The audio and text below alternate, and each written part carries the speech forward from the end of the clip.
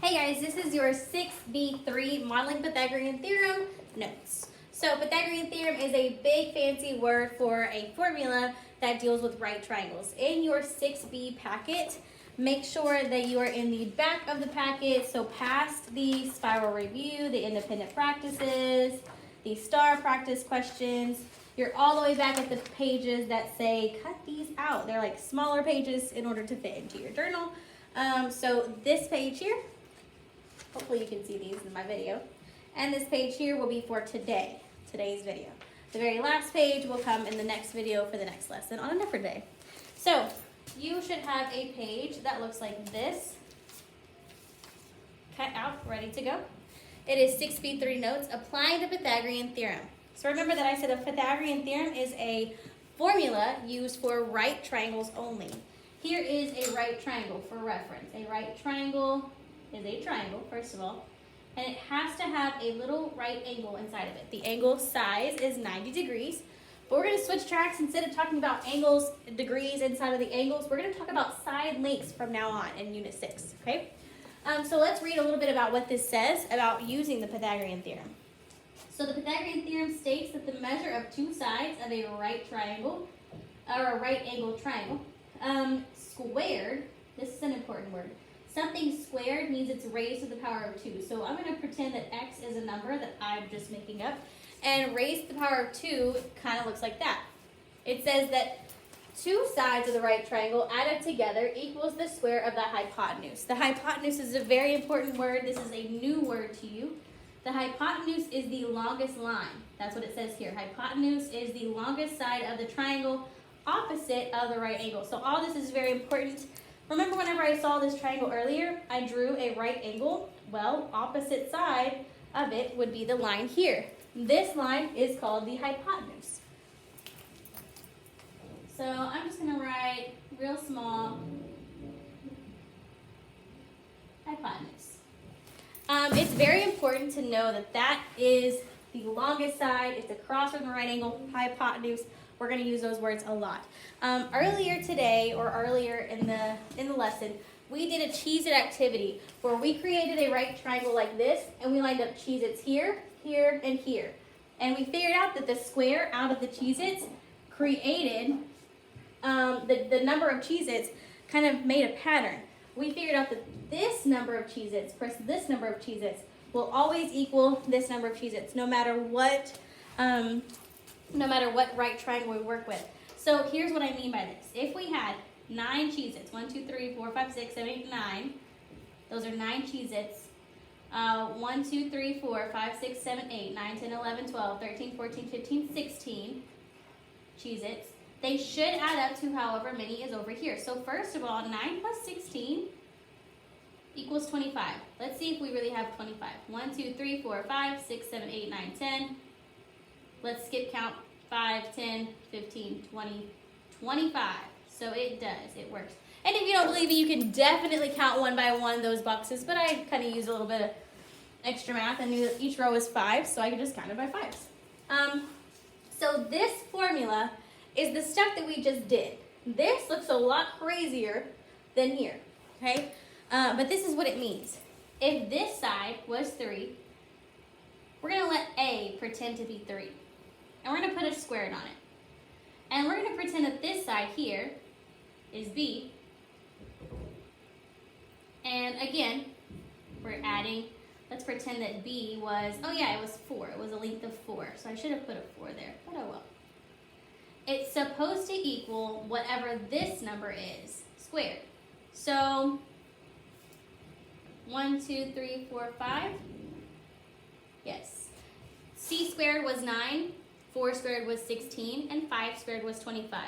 9 plus 16 equals 25. We knew that. That is what the Pythagorean theorem is, and that is how we show it with pictures.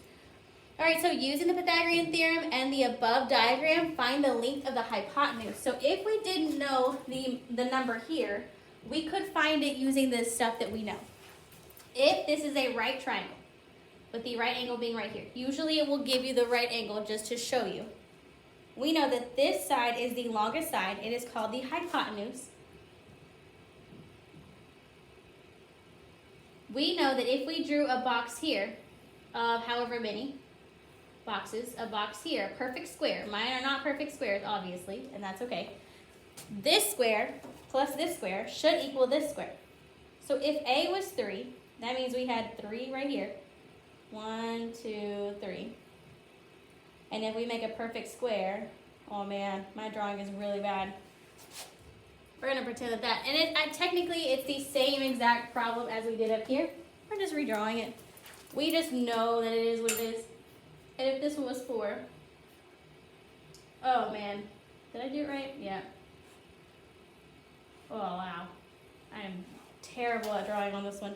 This over here, 9 plus 16 should equal 25. And what number gives you 25 if it's squared? The 5 would give you 25 if it's squared, because 9 plus 16 should equal 25.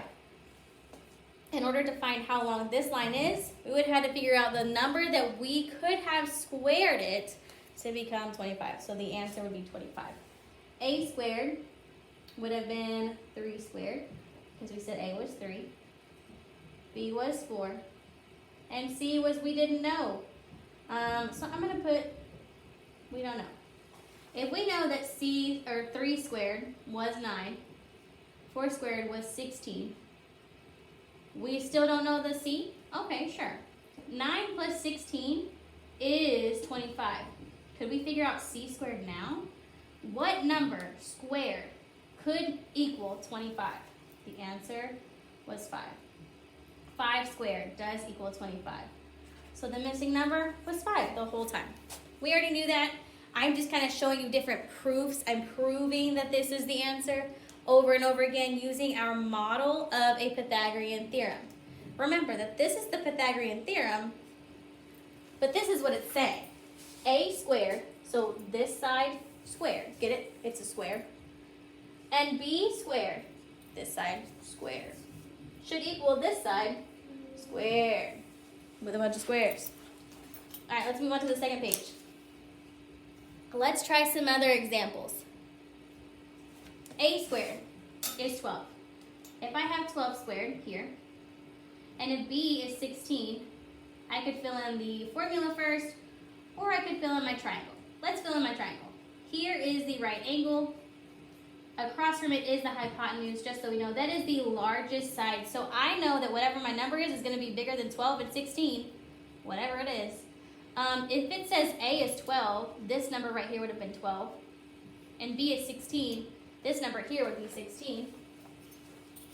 If I was trying to do 12 squared, I could take my calculator, because instead of drawing a giant square with a ton of numbers, I'm going to just use my calculator and do 12, because I could either do 12 times 12, or I could do 12 squared. Here's the button for squared, right there. Next to the 4, it is the x squared.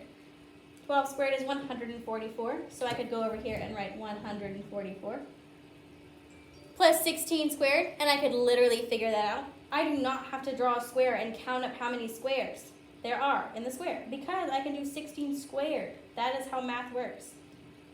It is 256.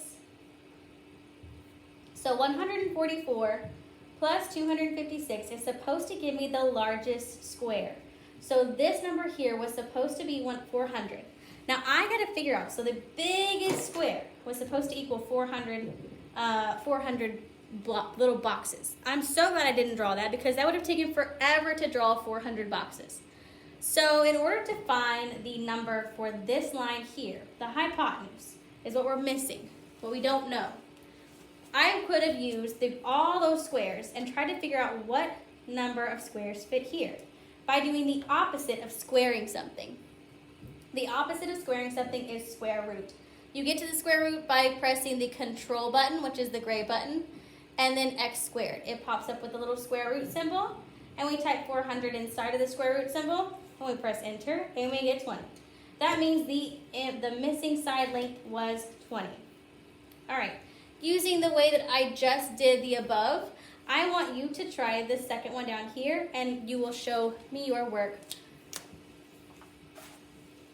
After you have showed me your work, or before this video ends, I do want to give you a quick lesson on what your homework is going to look like. all of your homework will have these type of things where you will be finding missing lengths using the question marks. So if you have areas, this area is 400, you're missing a bunch of areas, all you have is this side here. Interesting. If I know that this side, this little side length here, squared equals 400, I could do the opposite and do the square root of 400. Luckily for me, I already did it in my calculator. The answer is 20. So this number right here was supposed to be 20. So I have at least one thing that I found. So now I know 20 and 25. I could try to find this one, or maybe this one, or maybe this one. What if I tried to find the area of this box real quick? Because I know that the side length is 25. If 25 squared gives me how big the square is, the area for it is 625. That's a lot of boxes. So glad I didn't have to draw those. Now I have the area of this smaller box, the area of the largest box. I know it's the largest box because it says C. And C is the hypotenuse when it's across from the right angle. It's the biggest side, so it's the biggest box. The biggest box minus a smaller box, so 625 minus 400, should give me the area of my smaller box, because that's how the Pythagorean theorem works. 625 minus 400 equals 225. So the area for this one is 225. And the last thing I gotta find is this little line right here. Now remember, the opposite of squaring something is a square root. So if I do square root of 225, I should be able to get the line, the missing length, and I did. It is 15. That looks like a 5, but it's definitely 15.